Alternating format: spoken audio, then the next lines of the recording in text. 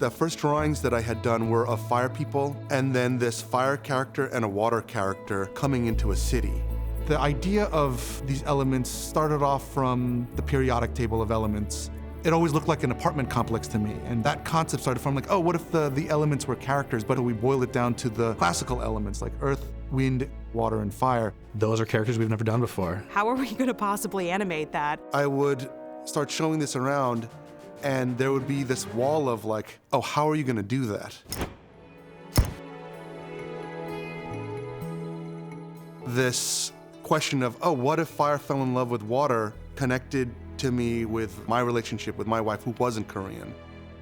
I just love animation. Ember and Wade were really fun characters to move around. Wade cries at the drop of a hat. What a happy family. He just really is a wonderful, sensitive guy. Maybe too sensitive. There's a lot of different levels of outpouring of emotion, let's call it. And it's your birthday! Very emotional. And in the way that Ember also has her anger always right under the surface. She definitely have a temper issue. By meeting Wade, it actually kind of helps her turn her fire into good. And I don't think anyone ever really told her that, like, you can do something good with that fire versus just cause an earthquake in your dad's shop.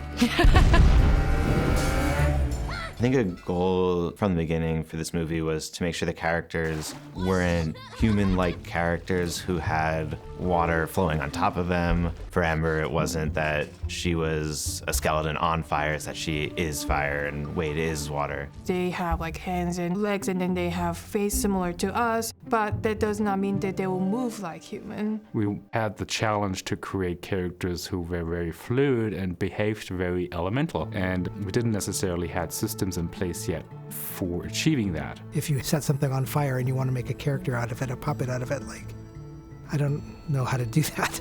And that's kind of what the challenge of this film was, is how do you make a puppet out of fire or a puppet out of water? All of the kind of language we know about skin, hair, cloth had to be reimagined and invented. So we had to take inspiration from the elements themselves. I would just be staring at fire for long amounts of time, it's weird. And then whenever I would see water, I would be thinking this is good reference. And then trying to pull the essence of that, something from the timing or the spacing or the design of it. The first animator on the film was Tarun Lak, and one of the first things he did was explore Wade and Ember. This is just an early test I created to explore how water and fire could interact. A lot of the fun comes out of exploring how the element plays a part and how to kind of integrate the element best within the performance. It was a pretty unique challenge. You come on a show and the director immediately wants characters without any bones in it. Usually all our setups are based on bones and joints. And it took a long, long time and a lot of failed experiments to figure out the approach to make Wade and Ember.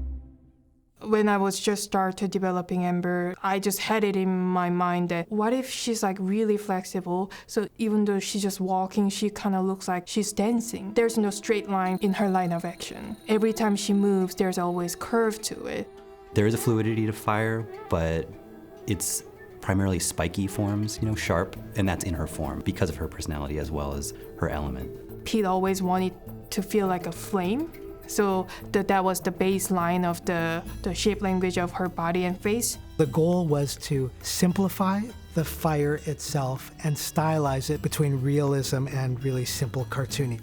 Early on, we worked with a 2D animator, and he would take really early kind of mock-ups of Ember and draw over them with 2D animation. That really helped us understand maybe what we would mechanically have to build in this 3D world.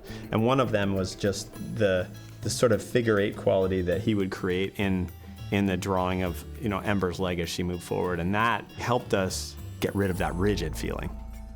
We added a bunch of controls for animation to loosen things up. We were able to partner and develop some controls that allowed us to turn down the speed of the fire, and that would also reduce the amount of tear-offs. It would reduce the amount of embers that were fluttering above her to try to get her down to a slower, almost more like candlelit feel. We developed this thing called the emotion system. She could have different curated looks, one for pure anger, another one just her normal look. And then we're using also mitten geometry to combine her fingers as well, to go like into a simplistic form of her hand if we needed to. The hand, for simplicity from a distance, often would be a mitten.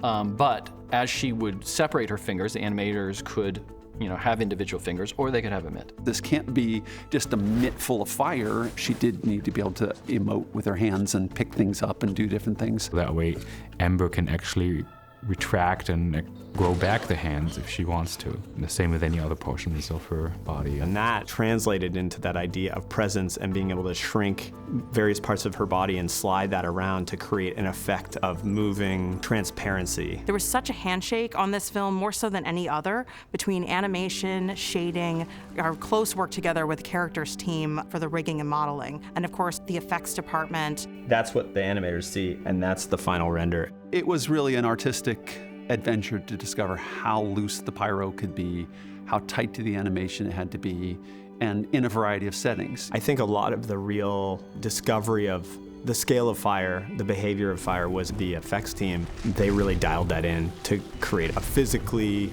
natural looking fire that could somehow move like a cartoon. It was magic. And that really made Ember feel like Ember. As difficult as Ember was, Wade would present a whole new set of challenges. Wade's shape language is an interesting one. We don't want him to look like a human man body and then just wrapped it in water shape. That's not what we wanted it. We want him to be soft, just like his personality. He's very round. He has no sharp edges, fluid. is a good word for him. There's a lot of interesting things about a water character. What does a water character do when they're standing still? What does water look like? What's sort of the internal ecosystem of his water? The busyness of water. It reflects light, it reflects the environment. Just the reflection of the environment actually creates all this additional busyness. The refraction, what you see through, like behind, also adds all this additional busyness. So if you think about like trying to make this into a face, it's pretty tricky because there's all this stuff going on back here. And if you want to really see the face, you don't want this. The first images of Wade were generated with a very realistic water. And that was really useful because Pete saw that and said, I don't want this to be realistic. This can't be realistic because if you think of water at the scale of Wade's head, it's totally transparent. Wade, because he's a transparent character, he's made of water, he's actually super see-through. He's interacting with every light, everything right behind him, you can see right through him. We have to be very careful about what you see through him and how to make that visually not too complex, but still feel like he's a water character that you can see through and get the sense that he's translucent and kind of glowy. We had to come up with rules for when certain things were visible and when they weren't. If you're looking at the back of his head and he opens his mouth, can you tell? Do you see an opening or what? And we decided no. We knew Pete's inspiration for Wade's head shape was a water droplet, so we always tried to keep that in mind of keeping that sort of very circular, smooth bottom up to the sharper droplet top. A lot of Wade was making sure there's no sharp edges, keeping it very smooth, so I think the sort of smooth little nubs at the end of his feet were part of that sort of design philosophy, make sure everything's smooth and water droplet-y. He has a very iconic hairstyle. What does it mean for hair that's moving and looks like water? We were getting drawings from art, and then we were simulating an idea for the hair. The hair is the most active part of Wade, so it has the most simulation in it. We started a little bit more softer shapes and ended up with these 3 wave shapes we always wanted to see, to recognize even though the hair is going to be moving a lot, Wade's going to be moving a lot. As long as we can sort of feel these 3 wave shapes, we're going to know that's Wade. One of the really gratifying things is like starting early, not really even knowing how to solve the problem, but finding our way. The incredible tools that the team would put together to find the layers to get to where we are right now has been both super challenging, but incredibly inspiring. Feels crazy to see it all come together at the end of the day. It's been such a long journey. We're all like super proud of Ember. We're really super proud of Wade and the character design. The hurdles that we've overcome as a team have really been tremendous. And like with any film, you really fall in love with the characters. You get to know them so intimately. You're thinking every day about what they're thinking and how they feel about things. And it's really hard at the end of a film to say goodbye to them and to sort of walk away from a project and let them be.